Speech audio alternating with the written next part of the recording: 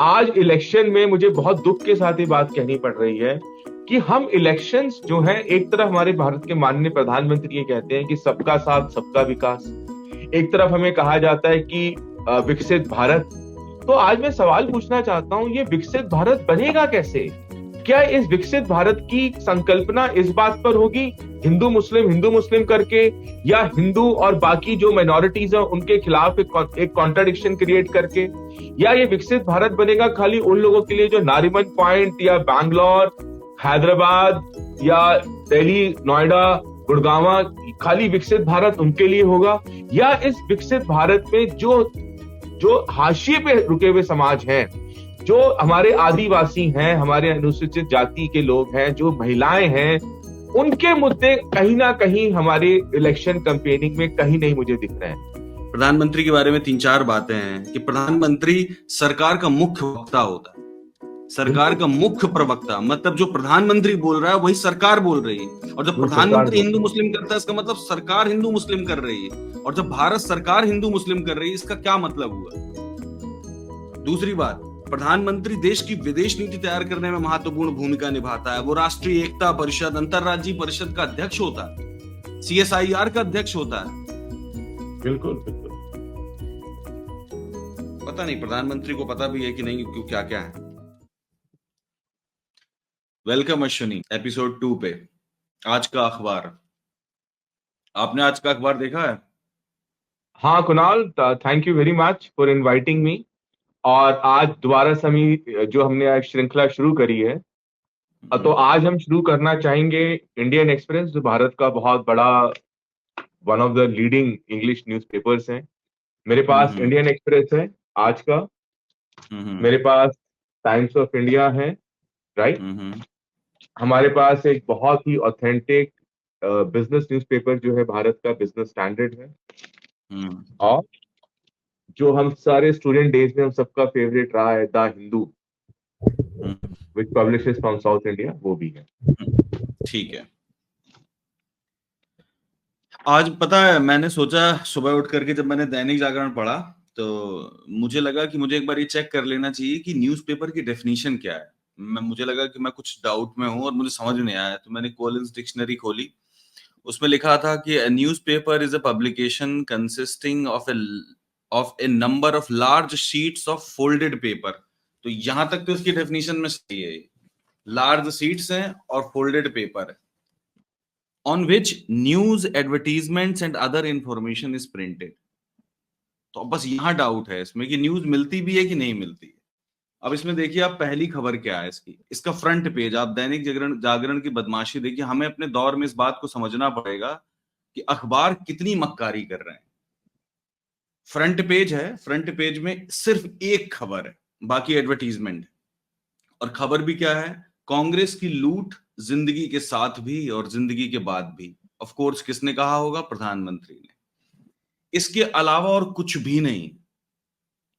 और कुणाल, मुझे दूसरी यहाँ पर चीज, ये बोलना पड़ेगा कुणाल, यहाँ पर कि यही हमारे प्रोग्राम का जो उद्देश्य है वो यही है कि हम अपने श्रोताओं को, जो हमारे लिसनर्स हैं, हम उनको ये बताना चाहें कि जो न्यूज़पेपर का रोल होता है डेमोक्रेसी के अंदर, लोकतंत्र में जो अखबार का एक बहुत बड़ा रोल है, लोकतंत्र को सशक्त करने का, डेमोक्रेसी को एम्पावर्ड करने का, कहीं ना कहीं हमारे देश के जो न्यूज़पेपर्स हैं वो अपने उस उद्देश्य में फेल हो रहे हैं। और यही कारण था जब मेरा और आपका विचार मंथन हुआ करता था कि हम किस तरीके से ये बताएं लोगों को।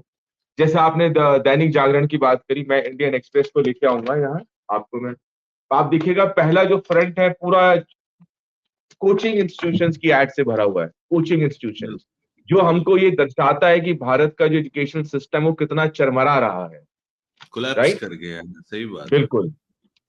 और यहां पर आप देखेंगे जो उनकी फ्रंट पेज की न्यूज है वो है, seizing on Pitroda's tax remarks, Modi says Congress threatens family inheritance.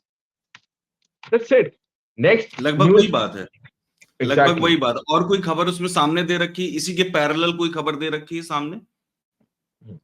And then again, under fire, Rahul takes heels in, says X-ray survey will find way forward.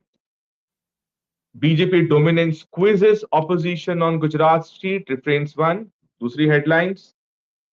And next headlines, you can say water a trickle now, diamonds are rust in dry Bundelkhand. मेरे ख्याल से जहां से मेरे मित्र जो है कुणाल हम्म। आते हैं बुंदेलखंड से। बिल्कुल। Days before elections, Maharashtra government gave guarantee for loans to 21 sugar mills. पर ये तो तुम इंडियन एक्सप्रेस पढ़ रहे हो ना, इंडियन हाँ हाँ एक्सप्रेस की हाँ, खबरें। राइट, ये इंडियन एक्सप्रेस का फ्रंट पेज है।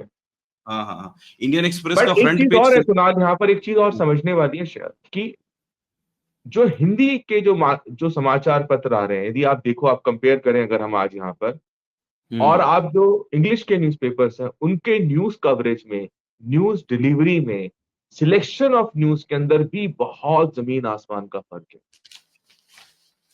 यहाँ उद्देश्य अलग है ना अश्विनी, हिंदी में बिल्कुल उद्देश्य अलग है। कोई भी देखेगा और दैनिक जागरण की बेशर्मी बिल्कुल साफ दिखेगी, आप देखिए। राइट, बिल्कुल सही कह रहे हैं आप। कुछ और भी यहाँ मैं नहीं है। इंडियन एक्सप्रेस को दिखाना चाहूंगा फ्रंट पेज अपने सारे लिसनर्स को, जो हमारे हमको सुन रहे हैं। ये इंडियन एक्सप्रेस का फ्रंट पेज है। एटलीस्ट कहीं ना कहीं इंग्लिश के न्यूज़पेपर्स में थोड़ी बहुत, आप कह सकते हैं, बैलेंस करने की कोशिश की जा रही है कम से कम राहुल गांधी की तस्वीर है। आप समझिए है। कि इसमें हिंदू हिंदू में साफ लिखा हुआ है कि राहुल गांधी, मतलब दिन रात अपोजिशन के लीडर बोल रहे हैं, दिन रात बोलते हैं, और कभी भी हमें ये नहीं सुनाई पड़ता है कि what Rahul says, what Kharge says, what other opposition leader says. हमें ये पता ही नहीं चलता, हमें बस इतना पता चलता व्हाट व्हाट मोदी साहब सेज। अरे जब सब कुछ मोदी साहब ही को सही ना है तो फिर क्या फर्क पड़ा, फिर मतलब अर्थ ही क्या है अखबार का। अब आप एक चीज समझिए, जैसे इनकी पहली खबर है अश्विनी कि कांग्रेस की लूट जिंदगी के साथ भी और जिंदगी के बाद भी। इससे मुझे एलआईसी याद आ गया। इन्होंने एलआईसी के स्लोगन को साथ लेकर के बनाया प्रधानमंत्री जी ने। हाँ, तो राइट। प्रधानमंत्री जी जैसे लोग माउंटेनियरिंग करते हैं, ऐसे ही इनको ना स्लोगनरिंग करने की आदत है। ये अपना, इनको मजा आता है। कभी कभी लगता है क्या ये ऑफिस में बैठ करके ऐसे ऐसे भिड़ाते हैं बैठ करके, ऐसे कैसे कोई बना सकता है। हाँ। अच्छा, तो अब आप एलआईसी की हालत देखिए, एलआईसी की हालत क्या है। एलआईसी की हालत यह है कि उसके प्राइवेटाइजेशन की नींव रख दी गई है। 3.5-4% उसका बेच दिया गया। और ये किसने बेचा? मोदी साहब ने बेचा। हम्म। इकोनॉमिस्ट इसको हो सकता है कुछ बेहतर माने, लेकिन सारे इकोनॉमिस्ट बेहतर नहीं मानते, क्योंकि कुछ लोग इसको डिसइन्वेस्टमेंट बोल देते हैं ना, कि ये जो है बिल्कुल सही, डिसइन्वेस्टमेंट बिल्कुल हो सही रहा है। कहा। मैं क्योंकि पूछ रहा हूँ कि क्या एलआईसी नुकसान में चल रही थी? एलआईसी परेशानी थी में थी, क्या था? डिसइन्वेस्टमेंट की जरूरत क्या थी? उसके मैनेजमेंट में कोई कमी थी? कुछ हो रहा था? मुझे तो याद नहीं, कोई खबर मुझे याद नहीं आती। आप बताएंगे एक्चुअली कुछ इस कुणाल, बारे में? हमको ना यहाँ पर थोड़ा सा गहराई में चीजों को समझने की बहुत जरूरत है। ठीक जैसे है। आपने, हमारे विद्यार्थी दिनों में हमें याद होगा, जब भी हम आजादी के आंदोलन की बात करते थे, जितने भी हमारे भारत की आजादी से जुड़े हुए जननायक थे, वो कहीं ना हम्म। कहीं अखबार चलाया करते थे, न्यूज़पेपर चलाया ओके। करते थे, ताकि वो बिल्कुल। अपने विचारों को लोगों की बातों तक, लोगों तक पहुंचा सके।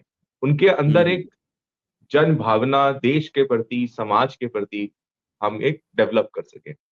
जैसे आपने हम्म एलआईसी का मुद्दा उठाया, चाहे वो हमारे आर्थिक मुद्दे हो, राजनीतिक मुद्दे हो, हमारा विश्व पे हमारा क्या दृष्टिकोण है, एनी एनी इश्यूज, कोई भी हो वहां पर, तो अखबार एक ऐसा माध्यम होता है जो सरकार और लोगों के बीच में क्या करता है, कम्युनिकेशन का काम करता है। ये मेरी आंख और नाक है, आंख नाक कान ये सब है अखबार। ये हमारे सेंसरी ऑर्गन है। मैं तो ये कहूंगा कि newspaper is the sensory organs in our democratic life actually. और अगर आज हमारा प्रिंट मीडिया हो चाहे इलेक्ट्रॉनिक मीडिया हो, जब वो कॉम्प्रोमाइज होगा, तो कहीं ना कहीं हमारे डेमोक्रेटिक क्रेडेंशियल्स भी कॉम्प्रोमाइज होंगे। जैसे उदाहरण के तौर पर, अब एलआईसी का मुद्दा है। अब एलआईसी का मुद्दा जैसे आपने उठाया, बहुत ही अच्छा मुद्दा उठाया है। LIC, life insurance corporation of India, जो एट प्रेजेंट बहुत प्रॉफिटेबल पोजीशन के अंदर थी, प्रॉफिटेबल पोजीशन में थी, राइट, लेकिन आज हम बिल्कुल। उसको भी डिसइन्वेस्टमेंट के रास्ते पर लेके जा रहे हैं। इसी हम्म के साथ एक समानांतर केस मैं आपको दूंगा बीएसएनएल का। बीएसएनएल का बीएसएनएल केस एक समझिए। एक समानांतर केस है। बीएसएनएल एक वो ऑर्गेनाइजेशन थी जिसका जो नेटवर्क था अक्रॉस इंडिया सबसे ज्यादा था, सबसे वास्ट नेटवर्क था वो बीएसएनएल का था, राइट। इसके अलावा BSNL was responsible for the building of 80,000 towers across India. 80,000 across India.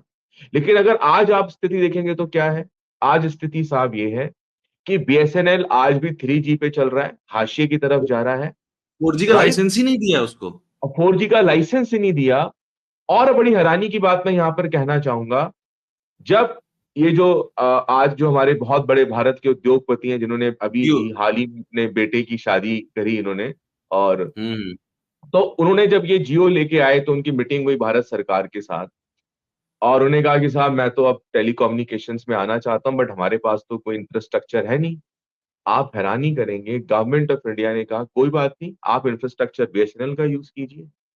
कि आज वो जो 80,000 टावर, वो 80,000 टावर जो पूरा इंफ्रास्ट्रक्चर खड़ा किया गया कुणाल, वो हम मेरे और आप जैसे लोगों की टैक्स पेयर्स की मनी से खड़ा किया गया। राइट। आज उस इंफ्रास्ट्रक्चर को कौन यूज कर रहा है? जियो यूज कर रहा है। और जियो आज हमको क्या दे रहा है? 5G सर्विस का लाइसेंस गवर्नमेंट ने उसको दे दिया है। 4G सर्विसेज का लाइसेंस दे दिया गवर्नमेंट ने। सवाल ये कि क्या ये इंटेंशनली हमारे जो गवर्नमेंट पीएसयूज थे उनको इंटेंशनली फेल किया जा रहा है? तो जब ऐसे मुद्दे होंगे, इन मुद्दों को आम जनता तक पहुंचाने की जिम्मेदारी किसकी है? वो जिम्मेदारी अखबार। बनती है कुणाल, अखबारों की बनती है। आज भी आप जिस पृष्ठभूमि से आते हैं, आज भी आप गांव देहात में जाएंगे, वहां पर एक कल्चर होता है कि लोग सुबह आते हैं, बैठते हैं पेड़ के नीचे चाय की दुकान पर, एक आदमी अखबार पढ़ता है, बताते हैं, चर्चा होती है। आज भी हिंदी का अखबार, चाहे वो तरीका है हमारा और जगत के साथ, जो संसार के साथ हमारी जो एक इंटरेक्शन होती है, उसका एक मीडियम है वो। तो ये जो हमारा जो आज हम ये स्टॉक जो तो हम टॉक करते हैं कि आज का अखबार, वो यही है कि हम अपने श्रोताओं को ये बता सकें किस तरीके से दैनिक जागरण का जो लाइन ऑफ अप्रोच है डिफरेंट है, इंडियन एक्सप्रेस का डिफरेंट है। जैसे मैं आज यहाँ वाला, अब मैं बिजनेस स्टैंडर्ड को लेना चाहूंगा। हम्म। हाँ, अब आप देखिए, अब यहां से मैं एक मुद्दे को उठाऊंगा यहाँ पर कुणाल, मैं चाहूंगा आप इसको ध्यान से देखें। ये वही बैंक है कुणाल जो आजकल बहुत एडवर्टीजमेंट में आ रहा था, कोटक महिंद्रा। कोटक इसकी महिंद्रा। हेडलाइंस है, Kotak Mahindra bank faces RBI curbs over IT concerns. Right. ये हम्म। हेडलाइंस है। हम्म।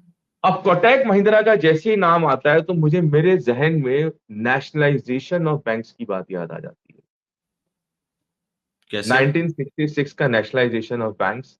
आज हम्म। कोटक महिंद्रा बैंक को रिजर्व बैंक ऑफ इंडिया ने स्ट्रिक्ट गाइडलाइंस दिया है कि आप कोई भी नए कस्टमर इंडक्ट नहीं करेंगे।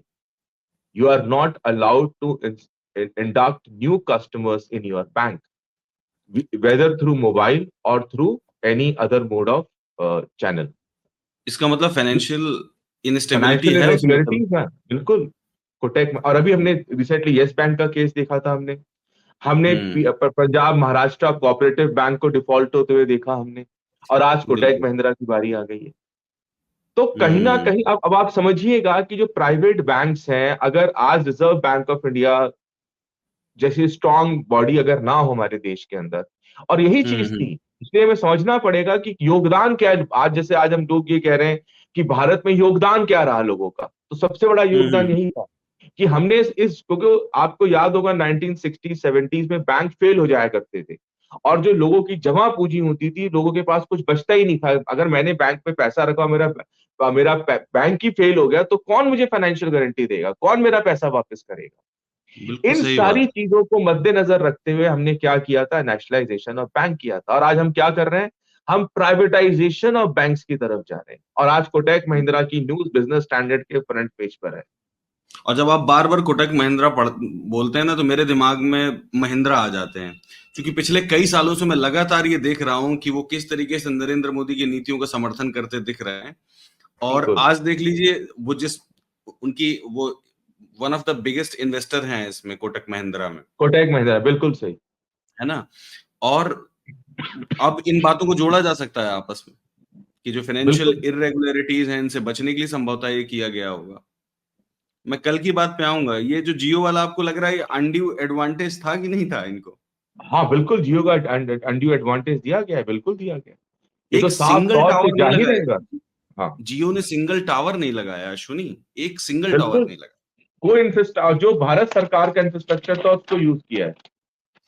अच्छा, एक खबर और अब है आप आज। एक और मिनट, एक मिनट कुणाल, अब मैं यहाँ पर लेके आना चाहूंगा टाइम्स ऑफ इंडिया की फ्रंट लाइन, देखिए आप।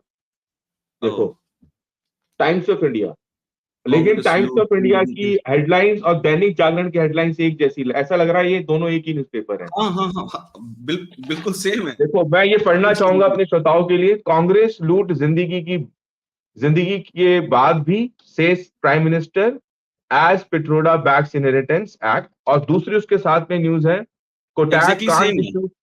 हाँ, exactly same. Kotak can't issue fresh credit cards onboard new clients online. Exactly same खबर है, बताइए। ऐसा लग रहा है कि जो टाइम्स ऑफ इंडिया है वो अंग्रेजी का दैनिक जागरण है। बिल्कुल। अच्छा, एक लेकिन खबर और है हाँ, इसमें ये जो जेपी मॉर्गन के वो है ना, सीईओ, हाँ जी, हाँ, ये भारत आए हुए थे। हाँ, और भारत आके इन्होंने जो है बहुत सारी बातें कही। इन्होंने कहा है कि नरेंद्र मोदी ने बहुत अनबिलीवेबल काम किया है। 40 करोड़ लोगों को जो है ये गरीबी से बाहर, आपने पढ़ा है, आपके सामने आया कि नहीं हाँ, आया? बिल्कुल बिल्कुल, अच्छा, ये भी आज न्यूज में है, ये राइट। हाँ हाँ, 40 करोड़ लोगों को गरीबी से बाहर निकाला है। और बहुत ही अविश्वसनीय काम किया है, अनबिलीव। उन्होंने जनधन का भी उसमें जिक्र किया है कि एक साथ उन्होंने देश के करोड़ों लोगों को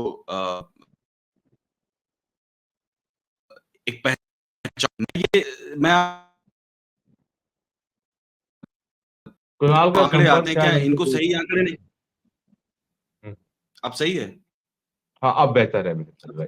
अच्छा ठीक है, मैं ये जानना चाह रहा हूँ कि इन लोगों के पास जो आंकड़े आते हैं, क्या वो सच्चे आंकड़े इन तक नहीं पहुंच पाते? सरकार जो आ, आंकड़े पहुंचाती है, सिर्फ वही आंकड़े पहुंचते होंगे इनके पास। कुणाल, मैं यहाँ पर एक बात आपको याद दिलाना चाहूंगा, बिल्कुल। बिकॉज इलेक्शंस का दौर है और वेस्टर्न यूपी इस टाइम बहुत ही हॉट पोटैटो बना हुआ है इलेक्शंस के अंदर। हाँ। और वेस्टर्न यूपी के बहुत कद्दावर नेता थे जो बहुत बड़े किसान नेता रहे, हाँ। चौधरी चरण सिंह जी। तो उनका एक हाँ। वक्तव्य है, अपने हाँ। लोगों को उन्होंने कहा, अपने किसानों को, कि जिस दिन मीडिया हम्म। मेरी तारीफ करना शुरू कर दे, अखबार हम्म। मेरे बारे में बहुत अच्छा लिखना शुरू कर दें, तो उस दिन आप समझ जाइएगा आपका नेता बिक गया है। ओ तेरे की, राइट। क्या बात है। ये चौधरी चरण सिंह जी के शब्द हैं। और जब हम्म। तक मेरे बारे में बहुत स्ट्रांग मेरा क्रिटिसिज्म रहेगा, न्यूज़पेपर मेरे को क्रिटिसाइज करेंगे, तो आप समझिएगा आपका नेता आपके अधिकारों की लड़ाई लड़ रहा है। तो आज इसका का जो मतलब। कॉन्टेक्स्ट है, हाँ, जैसे आज हम्म। आप जब आप मैं ये चाहूंगा कनाल कि आप इसको एक लार्जर पर्सपेक्टिव में देखें इन सारी चीजों को। आज बिल्कुल। क्या हो रहा है, इंडस्ट्रियलिस्ट, गवर्नमेंट और ब्यूरोक्रेटिक नेक्सस डेवलप हो गया है, जिसको आप हम्म। क्रोनी कैपिटलिज्म की भाषा बोलते हैं। क्रोनी कैपिटलिज्म हो गया, राइट। इवन मैं हम्म। यहां भी कहूंगा, ये डेमोक्रेसी नहीं है, ये प्लूटोक्रेसी की तरफ हम लोग जा रहे हैं। We are heading towards a plutocracy, जहां कुछ सक्सेसफुल लोगों को बेनिफिट मिल रहा है, बाकी लोगों को बेनिफिट नहीं मिल रहा है। नहीं मिल रहा। आज आपने जो न्यूज उठाई जेपी मॉर्गन, उसी के कॉन्टेक्स्ट में मैंने बात कही। अब जेपी मॉर्गन के सीईओ साहब इंडिया में आए हुए हैं, they want to do big investments in India, because आज भारत सबको एक बहुत बड़ा बाजार दिख रहा है, राइट। बिल्कुल बिल्कुल बिल्कुल। और हर कोई चाहता है, आज शायद ही कोई ऐसी कंपनी होगी across the world, under hmm. Top 2500 Fortune companies में, जो भारत में बिजनेस ना करना चाहे। और आप हाँ भारत में बिजनेस बिल्कुल। तभी कर सकते हैं जब आपका सरकार के साथ बहुत अच्छा तालमेल होगा। तो मैं इसीलिए जो बाहर के इंडस्ट्रियलिस्ट्स हैं या जो बाकी लोग हैं, इनकी टिप्पणियों पे बहुत ज्यादा मैं गौर नहीं करता हूं, ना मैं इनको बहुत ज्यादा वेटेज देता हूं। हाँ, जो एक कंस्ट्रक्टिव क्रिटिसिज्म आना चाहिए सरकार के प्रति, वो कंस्ट्रक्टिव क्रिटिसिज्म आज कहीं से नहीं आ रहा है। आपको हैरानी होगी, आज हमारी मेन मीडिया में कहीं इस बात पे चर्चा नहीं हो रही है कि एक हम्म। यूट्यूब चैनल आता है नेशनल 10 तक, उसको बैन कर दिया जा रहा है, उसको स्टॉप किया जा रहा है, राइट। हम्म। एक चैनल था आर्टिकल 19, उसे स्टॉप किया जा रहा है। इस पे कोई भी हमारी मैंने अभी तक किसी न्यूज़पेपर में उसको नहीं कवर होते हुए देखा। हाँ, कहीं नहीं, बोलता हिंदुस्तान नाम का एक चैनल था, उसको भी उन्होंने बैन कर दिया, उसको भी राइट। बंद कर दिया। आज इलेक्शन में मुझे बहुत दुख के साथ ये बात कहनी पड़ रही है कि हम इलेक्शंस जो हैं, एक तरफ हमारे भारत के माननीय प्रधानमंत्री ये कहते हैं कि सबका साथ सबका विकास, एक तरफ हमें कहा जाता है कि विकसित भारत। तो आज मैं सवाल पूछना चाहता हूं, ये विकसित भारत बनेगा कैसे? क्या इस विकसित भारत की संकल्पना इस बात पर होगी, हिंदू मुस्लिम करके, या हिंदू और बाकी जो माइनॉरिटीज हैं उनके खिलाफ एक कॉन्ट्राडिक्शन क्रिएट करके? या ये विकसित भारत बनेगा खाली उन लोगों के लिए जो नारीमन पॉइंट या बैंगलोर, हैदराबाद या दिल्ली, नोएडा गुड़गांव खाली विकसित भारत उनके लिए होगा, या इस विकसित भारत में जो जो हाशिए पे रुके हुए समाज हैं, जो हमारे आदिवासी हैं, हमारे अनुसूचित जाति के लोग हैं, जो महिलाएं हैं, उनके मुद्दे कहीं ना कहीं हमारे इलेक्शन कैंपेनिंग में कहीं नहीं मुझे दिख रहे हैं। कहीं मुझे नहीं दिख रहा है कि जो आपने एजुकेशन जो थी वो सरकार की जिम्मेदारी थी, सरकार एजुकेशन से पीछे हट रही है। आज हम प्राइवेटाइजेशन ऑफ एजुकेशन की तरफ जा रहे हैं। यदि आप नोएडा एक्सप्रेस वे से आते हैं, दिल्ली से नोएडा की तरफ हम्म। आते हैं, ग्रेटर नोएडा की तरफ आते हैं, तो आप देखेंगे सारे प्राइवेट कॉलेजेस ही खुल रहे हैं, और government engineering colleges, government ITI, government polytechnics, ये हाशिए की तरफ जा रहे हैं। हाशिए की तरफ है। सुनिए, यही लखनऊ की ही बात है।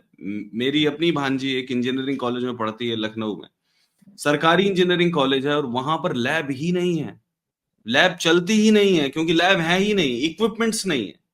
इन मुद्दों पर तो चर्चा कभी हो ही नहीं सकती। और कारण है क्या कि इंजीनियरिंग कॉलेज के स्टूडेंट सारे, उनको कोई फर्क नहीं पड़ रहा है कि उनको कौन सी फैसिलिटी मिलनी चाहिए और कौन सी उनके पास है। उन्हें सच में कोई फर्क नहीं पड़ रहा। एक्चुअली हमने क्या किया ना कुणाल, हमने एक बहुत बड़ा प्रोपेगेंडा क्रिएट कर दिया डिग्री का।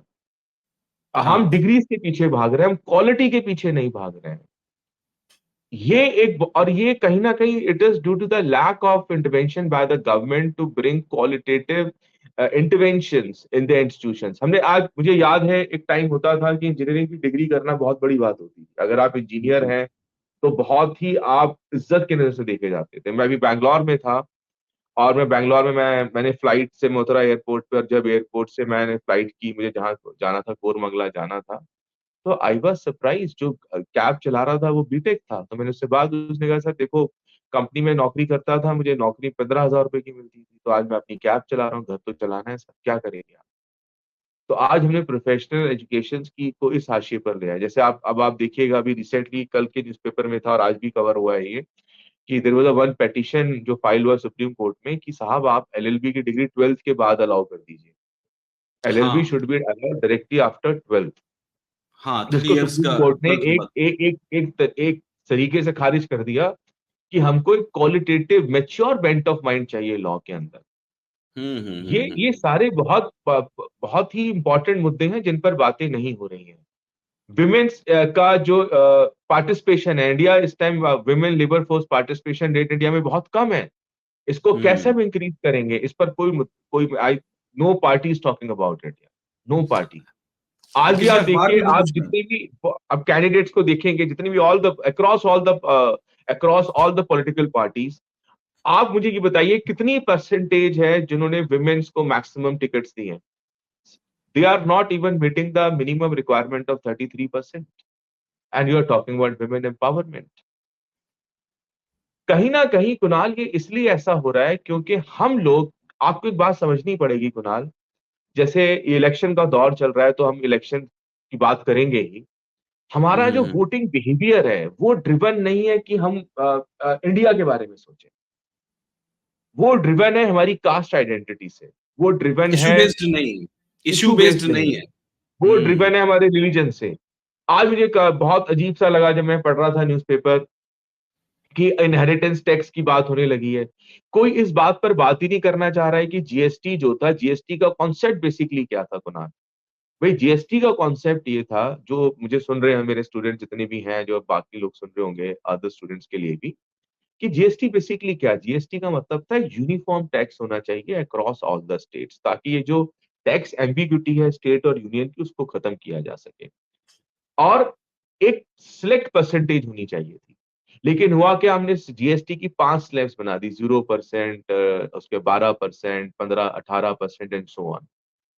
और जीएसटी की वजह से हमारे जो लोकल बिजनेसेस हैं, जो हमारे local local businesses, small businessman हैं, मीडियम इंडस्ट्रीज हैं, वो बहुत सफर कर रही हैं।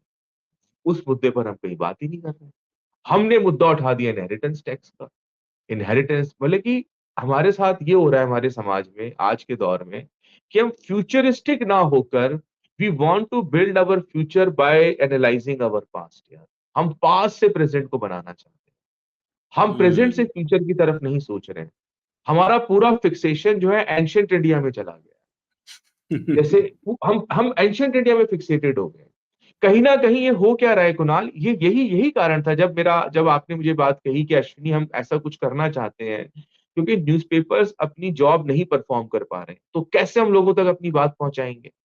कैसे हम लोगों को बताएंगे जो न्यूज़पेपर आप पढ़ रहे हो वो एक तरीके से आपको एम्पावर्ड, आपको सही सूचना देने की जगह वो आपके माइंड को करप्ट कर रहे हैं वो।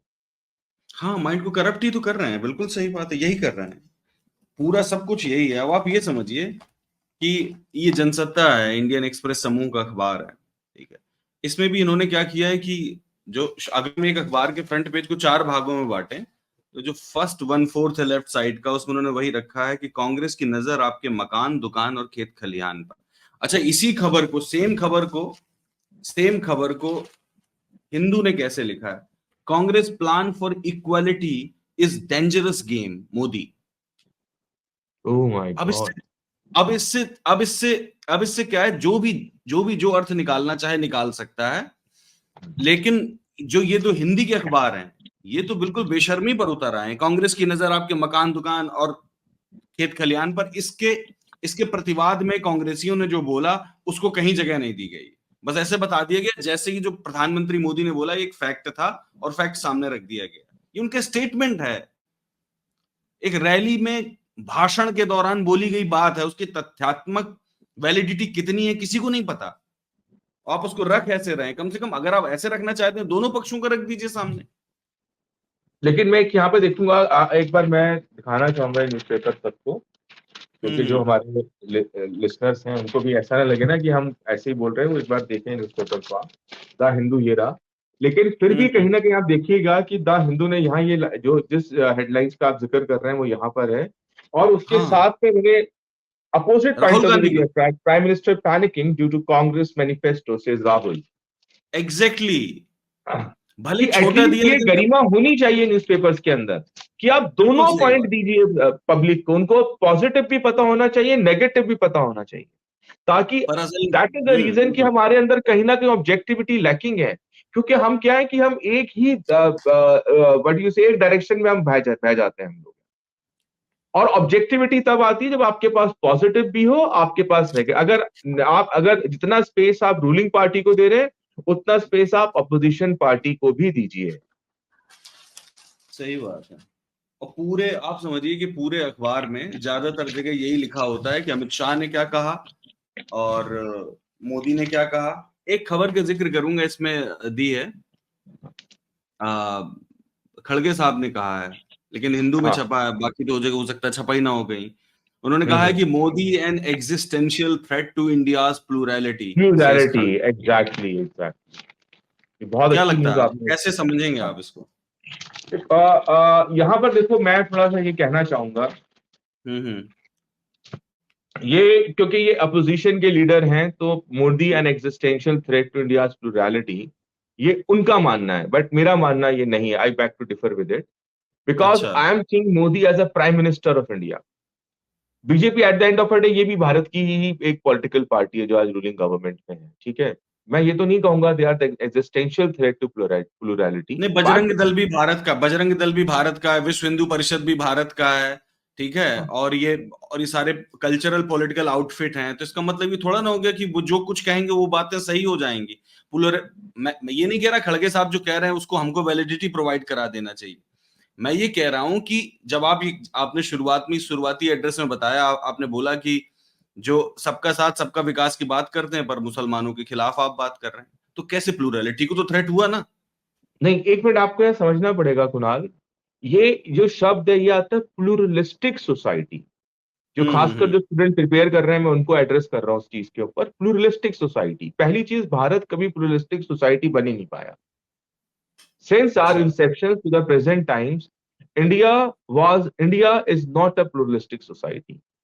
हमारे जो कॉन्स्टिट्यूशन के फाउंडिंग फादर्स थे उनका ये सपना था कि हम भारत को एक प्लूरलिस्टिक सोसाइटी बनाएंगे। लेकिन हम्म। भारत रियलिटी में क्या है? भारत एक मल्टी कल्चरल सोसाइटी है। अब हमको यहां पर इन दो शब्दों को समझना पड़ेगा कि मल्टी कल्चरल सोसाइटी क्या होती है और प्लूरिस्टिक सोसाइटी क्या होती है। मल्टी ठीक है। कल्चरल सोसाइटी का मतलब कुणाल ये है कि हम सब रहते तो सब एक साथ हैं। अगर कोई बाहर से देखेगा कि यहाँ पे हिंदू भी हैं, मुसलमान भी हैं, दलित भी हैं, आदिवासी भी हैं, क्रिश्चियंस भी हैं, हर भिन्न भिन्न प्रकार की जातियां, भिन्न भिन्न प्रकार के धर्म प्रांत के लोग यहाँ सब एक साथ रहते हैं, बहुत अच्छी बात है। तो ये क्या बन गया, मल्टी कल्चरल सोसाइटी बन गई। लेकिन यदि आप प्लूरलिस्टिक सोसाइटी की डेफिनेशन देखेंगे, अब उदाहरण के तौर पे कुणाल, आप अपने ही आसपास की लोकेलिटी में देखिए, वहां हम्म। पे सब जाति धर्म के लोग रहते हैं, लेकिन वो रहते हैं, उनका आपस में जो हिंदी में हम बोलते हैं रोटी बेटी का संबंध नहीं है। ब्राह्मण कभी अपनी बेटी का विवाह अपनी इच्छा से दलित के बेटे के साथ नहीं करेगा। इवन यदि आप दलितों में भी जाएंगे तो there are so many sub caste in the schedule cast.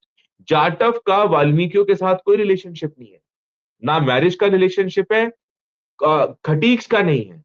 तो हम सब साथ तो रह रहे हैं, लेकिन हम इंटरकनेक्टेड इंटरट्विन्ड हम नहीं है। और प्लुरलिस्टिक सोसाइटी कहती है, प्लुरलिस्टिक सोसाइटी का मतलब कुणाल वो सोसाइटी है जहां पर हम लोग इंटरट्विन्ड हैं, कि एक मुस्लिम हिंदू से शादी कर सकता है, हिंदू क्रिश्चियन से कर सकता है, दलित ट्राइबल से कर सकता है, बल्कि एक तरीके से आपस में बंधुत्व की भावना है, बंधुत्व जो हमारे संविधान तो, में लिखा हुआ है। तो तो ये इसलिए कोई भी हाँ, सोसाइटी अश्विनी परफेक्टली प्लूरलिस्टिक तो हो नहीं सकती। जो वेस्टर्न लेकिन हमारे सोसाइटीज सामने है ऐसे, वो भी भाई कुणाल आपको ये भी समझना पड़ेगा कि हमारे सामने ऐसे उदाहरण है डेवलप कंट्रीज के, अमेरिका में है, अमेरिका में जूस मुस्लिम्स के साथ शादी कर रहे हैं, जूस जो है मतलब कि है, लेकिन उसके ऊपर कोई बहुत बड़ा नेशनल डिबेट नहीं हो जाता है। जैसे हमारे यहाँ तो जो एक है लव जिहाद हो जाएगा। एक लिमिट है अश्विनी, वहां भी तो लिमिट है ना। आप समझिए प्लूरलिज्म की वहां भी एक लिमिट है। वहां पर क्या है कि एक बहुत बड़ा आंदोलन चल रहा है जिसमें LGBTQ+ को दरकिनार हम्म, करने की कोशिश की जा रही है। इवन जो ये ट्विटर के मालिक हैं एलोन मस्क, वो खुद उस कैंपेन में शामिल हैं जो LGBTQ+ को इंटीग्रेट करने में, उनसे शादी विवाह करने में और उनको मेन स्ट्रीम लाइन में लाने के खिलाफ हैं। मैं ये कह रहा हूं कि जब कोई कहता है ना कि हम एक्स हैं या हम वाई हैं, तो हम उसकी एक्सटेंट पर जाते हैं। हम प्लूरलिस्टिक हैं पर थोड़ी एक्सटेंट तक। यूएस थोड़ा हो सकता है ज्यादा एक्सटेंट तक प्लूरलिस्टिक हो। बस इतनी बात है, मैं ये कहना चाहता हमारे यहाँ प्लुरलिज्म का जो जो परसेंटेज है वो बहुत कम है। हमारे यहाँ प्लुरलिज्म आपको दिखता है इंडिया की लीड सोसाइटी के अंदर। हूं। हम्म। हमारे यहाँ आपको प्लुरलिस्टिक सोसाइटी दिखेगी बॉलीवुड में, दिखेगी इंडिया के लीड कल्चर में प्लुरलिस्टिक सोसाइटी दिखेगी।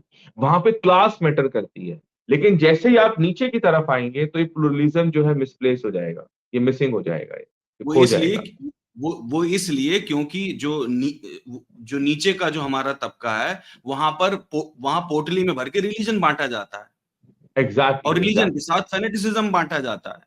और वही पोटली वो सुबह शाम खाते हैं। तो आपको कैसे लगता है कि वो प्लूरलिस्टिक हो जाएंगे? सवाल ही नहीं उठता है। बात सही कि नहीं? और यही चीज कुणाल हमारे को दिख भी रहा है कि हिंदी भाषित जितने भी राज्य हैं, वहां पर जो हम्म। लोगों के सोचने का तरीका, और जो साउथ इंडिया के जितने भी जो स्टेट्स हैं, वहां पर जो डेवलपमेंट पैरामीटर्स हैं बहुत डिफरेंट हैं। कहीं ना कहीं कुणाल ये एक फर्क आ रहा है, क्रिएट हो रहा है, दैट इज अ डिफरेंस।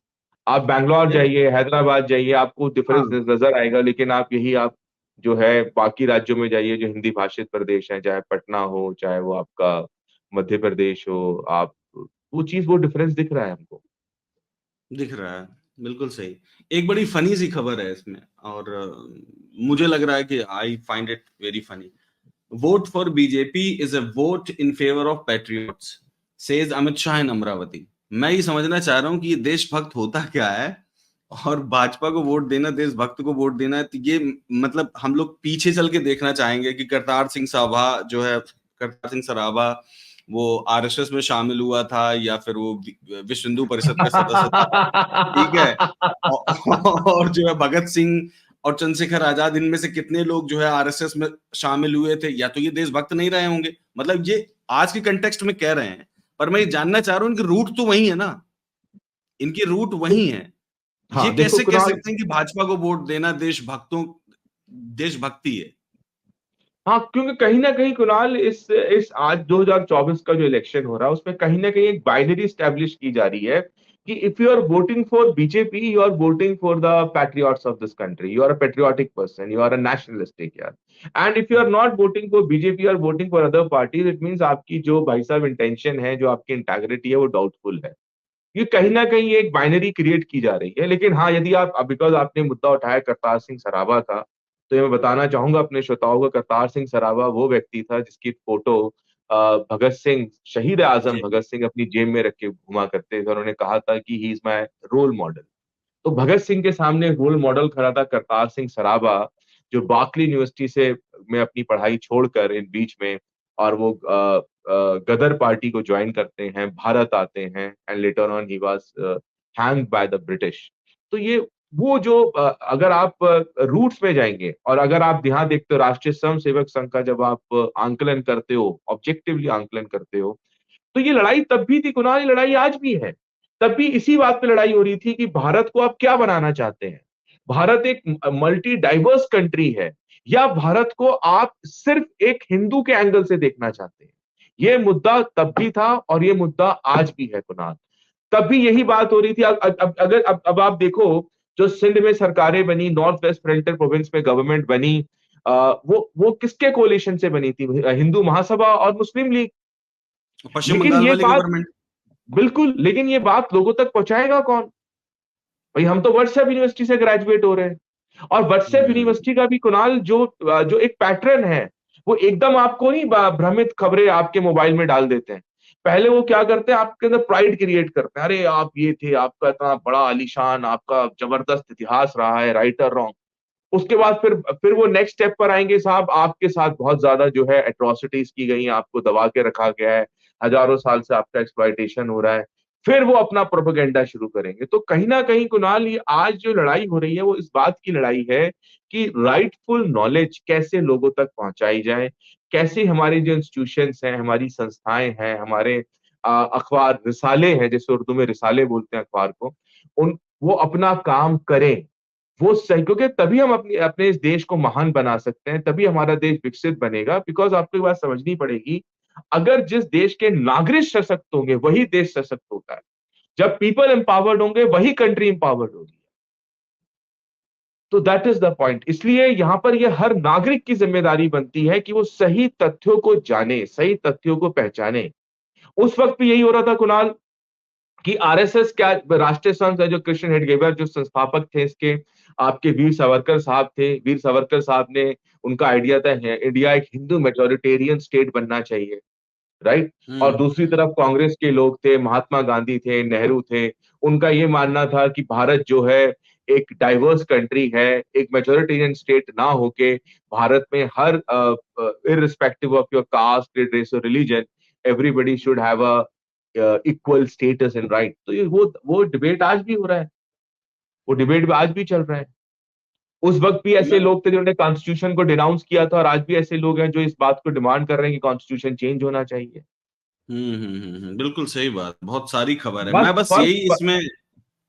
मैं बस इसमें यही फनी पा रहा था कि जो पार्टी, जिस पार्टी का जो रूट है वो कभी राष्ट्रीय आंदोलन के साथ नहीं जुड़ा, कभी आजादी के साथ, आजादी के लिए लड़ा नहीं, कभी किसी मेजर आंदोलन में साथ नहीं खड़ा हुआ, इनके कार्यकर्ता गए तो उन्होंने अपनी आइडेंटिटी छिपा ली। एक बार गए भी थे, एक कहानी है जिसमें ये जो है हेडगेवार जाते हैं आंदोलन में, इसमें क्या बोलते हैं इसका, ये जो गांधी जी ने चलाया था सविनय अवज्ञा, इसमें गए भी थे। राइट। जाने के बाद ये वापस आ जाते हैं और अपनी आइडेंटिटी छिपा लेते हैं और आरएसएस से इस्तीफा दे देते हैं। कहने का मतलब ये था कि राष्ट्रीय आंदोलन में जुड़ना और आरएसएस के साथ खड़ा होना दो अलग बातें थी। देशभक्ति इनके लिए कोई मतलब ही नहीं था, इन्होंने तो कभी सहयोग ही नहीं किया ना, राष्ट्रीय आंदोलन में कोई सहयोग ही नहीं था इनका। इसलिए थोड़ा फनी लगा कि ये कह रहे हैं कि भाजपा को वोट दोगे तो देशभक्तों को वोट जाएगा। बिल्कुल बिल्कुल। अच्छा, एक और खबर है, कल क्या हुआ कि कल एक इसी में निकली, मुझे लगता है और कहीं खबर निकली भी नहीं होगी, हिंदू में ही है। BJP minority morcha leader expelled for criticising PM से स्पीच। गवर्नमेंट, हाँ ये न्यूज है, बिल्कुल से, ये भी बहुत इंपॉर्टेंट न्यूज है। ठीक है, ये हुआ क्या था मुद्दा कल हिंदी एक, ने कवर करा हाँ है, राइट है। हाँ हाँ हाँ बिल्कुल, इसमें यही हुआ। तो उसने ये कहा था कि मैं भाजपा से जुड़ा हूं, भाजपा ने जो नीतियां बनाई उसका मुझे फायदा मिला। वो एक्सेप्ट करता जा रहा था, माइनॉरिटी था, मुस्लिम था वो, और एक्सेप्ट करने के बाद उसने ये कहा लेकिन प्रधानमंत्री को ये सब बातें नहीं करनी चाहिए, हिंदू मुस्लिम नहीं करना चाहिए। अब उसने यही तो बात राइट। कही थी कि आपको ये नहीं करना चाहिए, आपने उसको पार्टी से निकाल दिया, 6 साल के लिए एक्सपेल कर दिया। ये हाल एक्चुअली है। कुणाल, आपको यहाँ पर एक बात समझनी पड़ेगी कि जो भाजपा की राजनीति है, देखो, हम्म। राजनीति दो तरह की होती है हमारे देश में। एक राजनीति है जो चुनाव जीतने के लिए करी जा रही है, कि चुनाव जीतने का जो मैकेनिज्म है वो बिल्कुल डिफरेंट है। और जैसे ही आप सरकार में आ जाएंगे तो आपकी जो बोलचाल है वो बिल्कुल बदल जाएगी। आपका वक्तव्य देने का तरीका, आपका काम करने का तरीका बिल्कुल बदल जाएगा। तब आप गवर्न हो जाएंगे किससे? कॉन्स्टिट्यूशन से, रूल ऑफ लॉ से। लेकिन अभी इलेक्शन का दौर चल रहा है, और मेरे ख्याल से अगर मैं as a normal Indian, as a citizen of this country, मुझे भी ये बात बुरी लगती है कि जब भारत के प्रधानमंत्री, क्योंकि मुझे ऐसा लगता है भारत के प्रधानमंत्री की कोई जाति नहीं होती है, नहीं कोई प्रधानमंत्री जात का कोई धर्म नहीं होता है। कुछ नहीं। प्रधानमंत्री हम सबके हैं। वो मोदी जी पे के ऊपर सिर्फ एक पर्टिकुलर पॉलिटिकल पार्टी का एक कॉपीराइट नहीं है, वो प्रधानमंत्री हैं भारत के, और बिल्कुल। वो सबके हैं, वो हम सबके हैं, और हम सबके माननीय हैं, हम सबके जो है वो respect, we have a deep respect for our prime minister of India. Is a prime minister of India, is not a prime minister of BJP only, right. तो बिल्कुल कहीं ना बिल्कुल कहीं बिल्कुल। जब भारत का जो मुखिया है, अगर वो इस तरीके के वक्तव्य देता है, तो कहीं ना कहीं हम्म। ये फ्रिक्शन क्रिएट करता है सोसाइटी के अंदर। और सबसे बड़ी बात क्या होती है कुणाल, ये जो फ्रिंज एलिमेंट्स हैं, इनको एक ऑक्सीजन मिल जाती है, वो क्या होते हैं, हम्म। एकदम एक्टिव हो जाते हैं। बिल्कुल सही बात है। अब देखिए, आप प्रधानमंत्री के बारे में सारे लोग जानते होंगे, कम से कम जो पढ़ लिख रहे हैं वो जानते होंगे कि प्रधानमंत्री क्या है। प्रधानमंत्री के बारे में 3-4 बातें हैं कि प्रधानमंत्री सरकार का मुख्य वक्ता होता है। सरकार बिल्कुल का मुख्य प्रवक्ता, मतलब जो प्रधानमंत्री बोल रहा है वही सरकार बोल रही है। और जब वो सरकार प्रधानमंत्री बोल हिंदू रही है। मुस्लिम करता है, इसका मतलब सरकार हिंदू मुस्लिम कर रही है। और जब भारत सरकार हिंदू मुस्लिम कर रही है, इसका क्या मतलब हुआ? दूसरी बात, प्रधानमंत्री देश की विदेश नीति तैयार करने में महत्वपूर्ण भूमिका निभाता है। वो राष्ट्रीय एकता परिषद, अंतरराज्यीय परिषद का अध्यक्ष होता है, सीएसआईआर का अध्यक्ष होता है। बिल्कुल बिल्कुल। पता नहीं प्रधानमंत्री को पता भी है कि नहीं क्यों, क्या क्या है। उनको भी पढ़ लेना चाहिए कि वो प्रधानमंत्री सिर्फ भाजपा के नहीं है, देश के प्रधानमंत्री हैं। अच्छा, मैं ये जो जेपी मॉर्गन वाली थी ना, इस खबर को थोड़ा और आगे बढ़ाऊंगा, इसलिए कि हाँ बात जी। सिर्फ इतनी नहीं, बात सिर्फ इतनी नहीं है कि ये भारत में आए और इन्होंने नरेंद्र मोदी की तारीफ कर दी। ये ऐसे समय आते हैं जब इलेक्शन चल रहा है, हो सकता है इनकी विजिट ही इसी तरीके से डिजाइन की गई हो ताकि आप आए और इसके बाद तारीफें करें। और ताकि मुझे हमको एक इतना क्रेडिबिलिटी मिल जाए, एक वेस्टर्न मीडिया का, वेस्टर्न बिल्कुल बिल्कुल इंडस्ट्रियलिस्ट का, की क्रेडिबिलिटी बिल्कुल चाहिए वो हमको, राइट, कि वी वो are doing Akshay very Mukul good. कहते हैं, अक्षय मुकुल हाँ। कहते हैं, जिन्होंने गीता प्रेस लिखी, वो कहते हैं कि इनको इनको हमेशा वेस्टर्न मीडिया से क्रेडिबिलिटी की जरूरत पड़ती है, इनको हमेशा लेफ्ट विंग से क्रेडिबिलिटी की जरूरत पड़ती है, वो क्रिटिसाइज भी हमेशा ही उन्हीं को करते हैं। ठीक है, राइट, और अब आप देखिए क्रेडिबिलिटी भी इनका, उन्हीं से चाहिए इनको यार, हाँ, बिल्कुल सही। क्रेडिबिलिटी भी उन्हीं से चाहिए। Right right. यही यही चंपक नहीं समझ में आता है मुझे सच में कि ये है असल में क्या ये इशू। एक पैराडॉक्स क्रिएट हो रहा है एक्चुअली, एक हाँ पैराडॉक्स हाँ हाँ। क्रिएट हो रहा है ये। अब आप राइट। सोचिए कि इन्होंने कहा है, ये जो मॉर्गन के सीईओ हैं, ये कह रहे हैं कि भारत में ना 40 करोड़ लोगों को नरेंद्र मोदी जी ने गरीबी से बाहर निकाला है। 40 करोड़ लोग गरीबी से बाहर निकाला पिछले 10 सालों में। अब आप ये समझिए कि भारत सरकार, अब मुझे नहीं समझ में आता कि इनको मिला क्या है। भारत सरकार के साथ काम करने वाली जो संस्था नीति आयोग है, वो उसका अपना क्लेम है कि 24 करोड़ लोग निकाले हैं हमने। इनको और ये 40 40 करोड़ करोड़ समझ, बता इनको है। 40 ये 10 करोड़ कदम समझ, और आगे जा रहे हैं। हद है। अरे भैया, कम से कम सरकार का ही आंकड़ा पढ़ लेते तुम, इतने हवा में घूम रहे हो। दूसरी बात, ये कहते हैं कि सरकार ने वो दिया है, क्या बोलते हैं, स्वच्छ भारत मिशन शुरू किया, लोगों को टॉयलेट प्रोवाइड किए। यार, एक खबर है 2020 की, है खबर, बहुत ज्यादा पुरानी तो नहीं है लेकिन फिर भी ठीक ठाक पुरानी हो गई। उसमें क्या हुआ था कि मध्य प्रदेश में 540 करोड़ रुपए की लागत के लगभग 4.5 लाख टॉयलेट गायब हो गए। आप भरोसा करेंगे, 4.5 लाख टॉयलेट गायब थे। और सब कुछ था, उनकी जीपीएस टैगिंग थी, फोटो थी, सब कुछ था, पर धरातल में कहीं बने ही नहीं थे वो, और 540 करोड़ रुपए की कीमत के थे। और ये वही है जिसका जेपी मॉर्गन बहुत तारीफ कर रहे हैं कि बहुत जबरदस्त चीज आपने शुरू की। और सोचिए, 2017 की ही बात है। मैं एक चीज और आपको बताऊं, सिर्फ इतना ही नहीं था, होता क्या कि टॉयलेट में एक दरवाजा लगता है, ठीक है, हाँ जी। टॉयलेट में एक दरवाजा लगता है और दरवाजे का एक भार होता है। तो क्या है कि जो सरकार ने जो योजना बनाई थी उसमें एक भार निर्धारित किया होगा। इन्होंने 42,000 टॉयलेट ऐसे बनाए जिसमें लोहे का भार 10 किलो कम कर दिया। ये आपने क्योंकि स्वच्छ भारत की न्यूज उठाई है, तो आज का द हिंदू आप देखेंगे तो आज के द हिंदू के एडिटोरियल में ये आया है, the Joginder reality of Singh का स्वच्छ ये भारत। टेक्स्ट है। हाँ जी, बिल्कुल हाँ जी। बिल्कुल बिल्कुल राइट। बिल्कुल। इनका लेख है, ये इन्होंने टिकंदर बताया है सिंह कि पनवर साहब है, उनका ये आर्टिकल आया, द रियलिटी ऑफ द स्वच्छ भारत मिशन। तो कहीं ना कहीं बिल्कुल, स्वच्छ भारत मिशन पे आज बहुत सारा प्रश्न चिन्ह उठ रहा है कि ग्राउंड पर क्या हो रहा है, ग्राउंड पे ग्राउंड पे क्या कुछ नहीं हुआ रियलिटी है। सुनी, ग्राउंड पे हम्म, कुछ नहीं हुआ। इन्होंने कोट किया है कैग का, भारत सरकार के कैग का इन्होंने कोट किया 2020 का, जिसमें उन्होंने कहा था कि it indicated the poor quality of construction of toilets under this scheme. हम्म। अब आप हो सकता है समझिएगा कि ये जो टिकंदर सिंह सिंह पनवर साहब हैं, ये लिखते हैं कि स्वच्छ भारत मिशन का जो मेन मुद्दा था वो एड्रेस करना था वॉश वॉश इश्यूज को। वॉश माने do, W stand for water, क्योंकि हमारे माननीय प्रधानमंत्री जी को एब्रिविएशंस का बहुत शौक है, तो हमें उन्हीं के रास्ते पे चलना चाहिए। तो W stands for water, A stands for ये आपका वाटर, सैनिटेशन एंड हेल्थ। तो ये तीन ये पिलर्स थे, वाटर, सैनिटेशन एंड हेल्थ। अब वाटर पर अगर लेट आप मी करेक्ट देखोगे यू तो लेट मी हाँ लेट हाँ मी करेक्ट यू इसमें वॉश जो है ना, ये हमारे इनको मत दीजिए मोदी साहब को इसका क्रेडिट, ये यूएन का है। हम्म, ये यूएन का इनिशिएटिव, हमारे मोदी साहब का इनिशिएटिव नहीं है। वैसे तो इनको हर इनिशिएटिव खुद को लेने की इच्छा रहती है, पर ये वॉश इनिशिएटिव जहां तक मुझे याद है ये यूएन का इनिशिएटिव है। बट ये ऑब्जेक्टिव इसका भी था, स्वच्छ भारत मिशन का भी ऑब्जेक्टिव था कि हम हाँ वाटर, हमने कहा, सैनिटेशन हाँ एंड हाँ बिल्कुल, हेल्थ इसको हम हमने दुरुस्त करेंगे। हाँ हम लोगों ने सस्टेनेबल डेवलपमेंट गोल के प्रति प्रतिबद्धता व्यक्त की थी ना, उसी के तहत राइट हमने राइट। वहां से उठाया है इन चीजों को। और अगर आप देखेंगे अभी इन्वायरमेंटल परफॉर्मेंस इंडेक्स पर, अगर आप देखेंगे जो 2022 में रिलीज हुआ है, उसमें भी भारत की परफॉर्मेंस जो पहले मैं बता देता हूँ, इन्वायरमेंटल परफॉर्मेंस इंडेक्स जो होता है वो कंट्रीज को रैंक करता है, क्लाइमेट चेंज के ऊपर रैंक करता है। क्लाइमेट चेंज हम्म। है, इन्वायरमेंटल हेल्थ है, आपका इकोसिस्टम है, वाइटैलिटी है, इन सब चीजों पे वो रैंक करते हैं। तो वहां पर भी इंडिया की जो रैंक है वो बहुत डाउन गई है। तो हम अश्विनी हर डाउन, इंडिकेटर पर, हाँ, डाउन नहीं, 180th पोजीशन पर हैं हम, out one of eighty-eighth 180। Position पर है, राइट राइट, हम बिल्कुल सही, सबसे वन आखिरी एटीएथ। में हैं एनवायरमेंटल प्रोटेक्शन। हाँ, और इसके पैरामीटर्स अगर आप देखोगे तो एयर क्वालिटी हो गया, ड्रिंकिंग वाटर है, सैनिटेशन है। तो सवाल ये उठता है फिर स्वच्छ भारत मिशन को हमारे जेपी मॉर्गन के जो सीईओ है वो इतना सक्सेसफुल कैसे बता रहे हैं? इसका मतलब ये हुआ कि उनके वेस्टेड इंटरेस्ट हैं टू प्रेज द बिल्कुल गवर्नमेंट, दैट्स इट। बिल्कुल बिल्कुल, तो बहुत उनको जब गंभीरता से नीति लेने की आयोग जो जरूरत है। गवर्नमेंट का थिंक टैंक है वो ये बात कह रहा है कि साहब 24 करोड़ लोगों को हमने पॉवर्टी से बाहर निकाला, वो 40 करोड़ बता रहे हैं। अच्छा, ये डेटा कोड करते हैं तो सोर्स नहीं बताते, ये डेटा आया कहाँ से इनके पास हाँ 40 हाँ, करोड़ का? ये ये कभी नहीं करते, सही कह रहे हैं आप। और कल जो है ना मुझे उन्होंने क्या बोलते हैं, आपने डेटा की बात की ना, कल प्रोफेसर अरुण कुमार ने, जो इकोनॉमिस्ट, उन्होंने अपना एक आर्टिकल मुझे भेजा था, सामयिक वार्ता में छपा हुआ था। उसमें उन्होंने बताया था कि ये किस तरीके से आंकड़ों की हेरा फेरी कर रहे हैं।